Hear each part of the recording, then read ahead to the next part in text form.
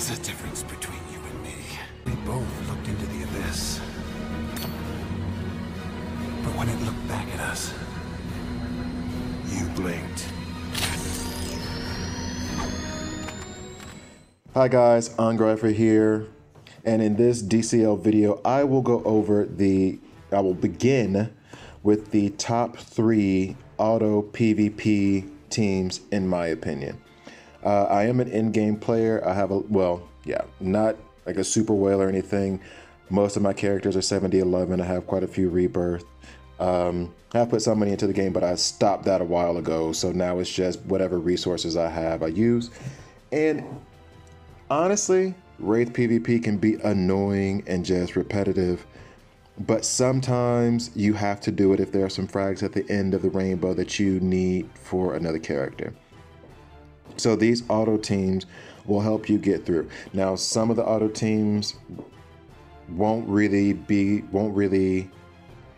too concerned with 3-starring. So when you use these auto comps, at least when I use them, I just accept the fact that most likely it won't be a 3-star, but I just want to be able to have a victory and just get some points up on the board without having to sit there and fight all of the PvP battles. Also, as you know, there's this reward that sits right here where you get 3 rings, and since blue rings are such a scarce resource, I try to do that daily. So, in any case, we will begin with the first team, the 3rd place contender in this, which will be the Evasion team. This will be Batgirl, Harley Quinn, Eclipso, and Batman Beyond. This is the, I guess, starting roster is the best way to say it. And whenever I go over these teams, I will go for substitutes or subs that do fit in. In this comp, you can also put in Siren. We'll just go ahead and do this very quickly. You can put in Siren in place of Batman Beyond. In my view, a major part of this is keeping Harley Quinn, Eclipso together. Batgirl is second in terms of importance, but the main part of this composition that you'll need in order for it to succeed is Harley Quinn and Eclipso.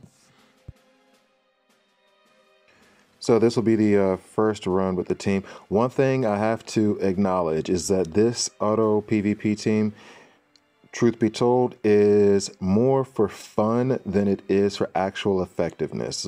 The principle behind it is that you're going to have Harley Quinn and Eclipso draw all the attention in the very beginning. And they're protected by their evasion ups. That is why they're the 2 most important, because they will draw the attention and they also retaliate when they're missed. Batgirl comes in because she gives you extra evasion ups in the very beginning, making it that much more difficult to hit them. And then you have your fourth tune, which is there to either add more evasion ups or add hit chance down, making it even harder. So as you saw in that run, that was relatively easy. But as I said, it is a 50-50 proposition. And the reason I'll call it 50-50 should be pretty clear. There is no backup. There are no backup protections. There's no healer. There's no reviver. And all of your defense in this situation, when you're playing on offense, all of your defense is based on RNG.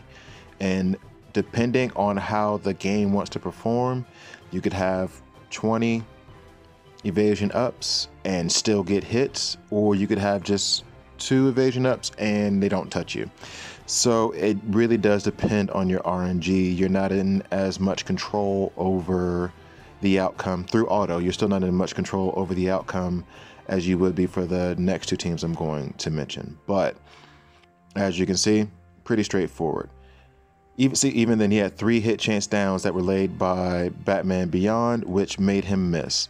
And the most fun thing to see in this team is when someone with an AoE attack tries to hit and they miss Harley Quinn and Eclipso, and depending on the 4th character, then you get, it's the potential to get anywhere between 3 and 5 attacks on that person who did the AoE attack. So For example, Wonder Girl, if she cracks the whip as an active, not a passive, then she'll have Eclipso hit her twice, Harley Quinn hit her twice, and Batgirl hit her once. Awesome. Now I've just basically replaced Siren with, or I've replaced Batman Beyond with Siren. And it's a bit different. It kind of works, depending on what you do, it works better and it works worse. Here you'll see Man Bat is in the mix, which isn't great for the invasion up people, or you would think, but shouldn't be much of a problem. And with Siren, if she gets missed, then it is still to your benefit.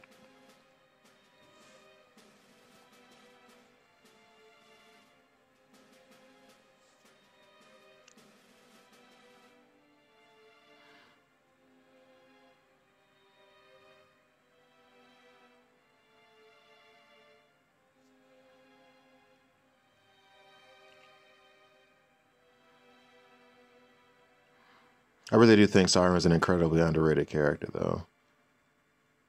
She can be really, really great. I would say, especially for mid-game players, Siren is definitely somebody in the beginning that you can get relatively easy through red alerts. Put some resources into her, she'll help you progress through the game. But as you can see, her evasion ups aren't necessarily reliant on any active ability. It's all reliant on her laying down bleeds, which just give her more evasion ups. And if you've ever had to face Siren at the very end of a match while she's laying down bleeds and just stacking evasion ups, it is frustrating. It can be infuriating.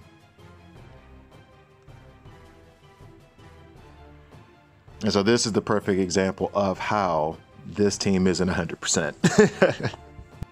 Meaning that the basic idea here is to win, not necessarily to get 3 stars. It's just to get some points up on the board so you don't have to sit there and grind all day. This composition will have Scarecrow in it, another character that I think is pretty underrated. Although I say underrated, they're just characters that I tend not to use that much. I kind of have my set teams and that's all I'm messing with now. Few new tunes every once in a while, but I stick with the ones who've got me this far. I forgot to even press auto. They were already attacking. I hadn't even pressed auto yet. So yeah, but Scarecrow, Siren, I mean, if you use her a lot, let me know.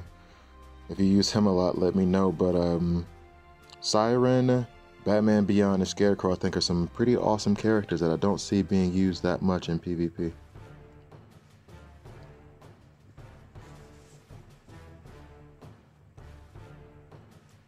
It always feels good when you turn Harley Quinn's, misses back on her.